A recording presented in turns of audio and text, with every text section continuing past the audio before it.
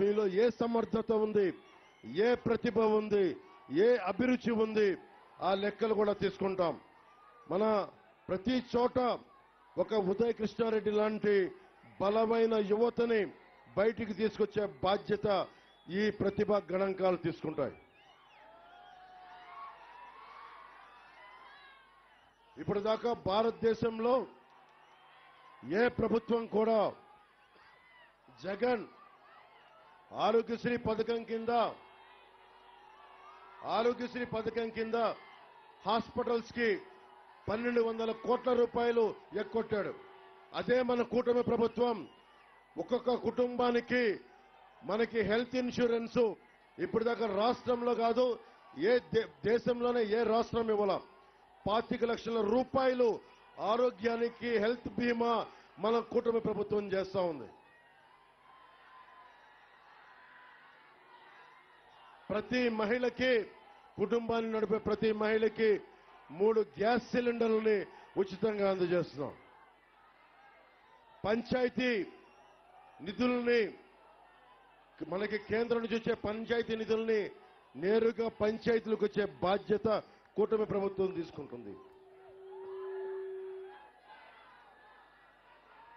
అలాగే old age pension 4000కి ఇంటికే తీసుకొస్తాం. ముఖ్యంగా దివ్యాంగులు ఉన్న కుటుంబాలకి నెలకి 6000 రూపాయలు, ప్రతి దివ్యాంగులకి నెలకి 6000 రూపాయలు వచ్చేలా చేస్తాం. అలాగే పూర్తిగా కదలలేని పరిస్థితుల్లో ఉన్న దివ్యాంగులకి నెలకి 15,000 రూపాయలు ఇంటికి అందజేస్తాం. అలాగే తలసీమియా లాంటి వ్యాధులు ఉన్న వారికి నెలకి 10,000 రూపాయలు అందజేస్తాం.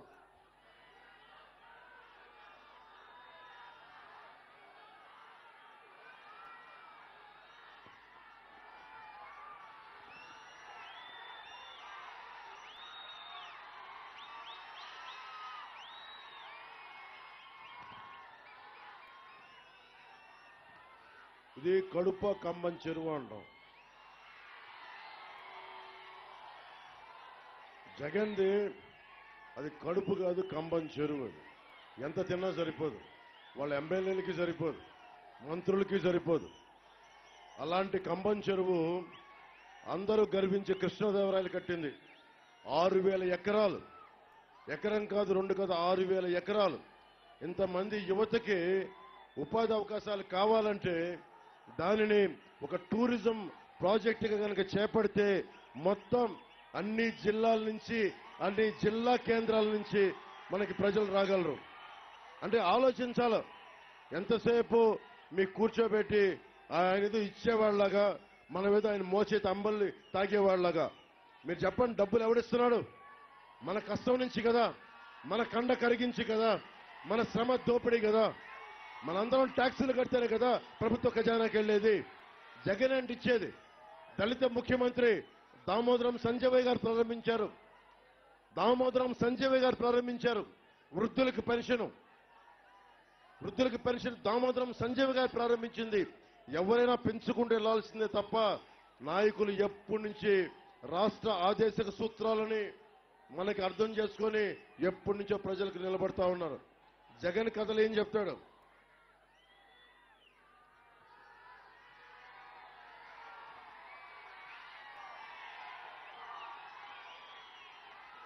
జగన్ కథలేం చెప్తాడు? తను ఇచ్చేవాడు, మనం పుచ్చుకునేవాళ్ళంట. ఎవడు ఇచ్చేది, ఎవడు పుచ్చుకునేది?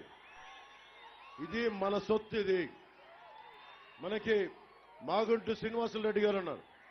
ఆయనకి నేను చిన్నప్పటి నుంచి తెలుసు. నాకు నెల్లూరులో పెరిగాను. నేను ఆల్మోస్ట్ ఆయనకి నేను 7th చదువుతుండగా 8th చదువుతుండగా నుంచి తెలుసు నాకు. ఆయన ఎప్పుడు ప్రజల మనిషి, అండగా నిలబడేవారు. నేను ఈ రోజున మాగంటు శ్రీనివాసరెడ్డి గారిని, నేను మిమ్మల్ని గెలిపించడానికి, మీ అభ్యర్థిత్వాన్ని గెలిపించడానికి ఇక్కడికి వచ్చాను నేను. కానీ ఒకటే అడుగుతున్నాను మిమ్మల్ని, నేను ఎప్పుడు మీలాంటి పెద్దలు, శక్తిమంతులు, ఉపాధి అవకాశాలు కల్పించిన వాళ్ళు, మా ఇంట్లోనే మా బంధువులకు కూడా మీరు ఉద్యోగాలు ఇచ్చిన వాళ్ళు, ఆ విషయం నేను మర్చిపోను. మా పెదనాన్న బిడ్డలకు కూడా మీరు ఉద్యోగాలు ఇచ్చారు, నేను మర్చిపోను. కానీ ఈరోజు నేను అడుగుతుంది, మీరు ఎదగండి, మీరు అభివృద్ధి కండి, కానీ మన ఒంగోలు పార్లమెంటు గిద్దలూరు మీరు అభివృద్ధి బాధ్యతని మీరు దయచేసి మీరు తీసుకోండి. చూడండి, అక్కడ ఏపీఎస్సీఆర్టీసీ గిద్దలూరుకి డిపో కూడా లేదని చెప్తా ఉన్నారు. గిద్దలూరు డిపోకి మీరు సాధించాల్సిన అవసరం ఉంది. అలాగే దీనిని టూరిజం హబ్గా చేయించండి. అడవులు ఉన్నాయి, నల్లమల అడవులు ఉన్నాయి. మనకి ఇంతమంది యువత మలమలాడుతూ ఉన్నారు. రైతాంగం సాగునీరు లేక కటకటలాడుతున్నారు. ఎందుకు ఇంతమంది రోడ్ల మీదకి వస్తారంటే ఒక పవన్ కళ్యాణ్ చూసి కాదు, ఎవడన్నా వచ్చి ఈ నేలకి, మా ప్రకాశం జిల్లాకి, మా గిద్దలూరుకి, మార్కాపురంకి, ప్రకాశం జిల్లా నియోజకవర్గానికి వలస వెళ్ళిపోతున్న నేల ఇది. వలస వెళ్ళిపోతున్న నేల ఇది. వలసలు ఆగాలి అని కోరుకుంటున్నాం మీకోసం. దానికోసం పరిశ్రమలు రావాలి.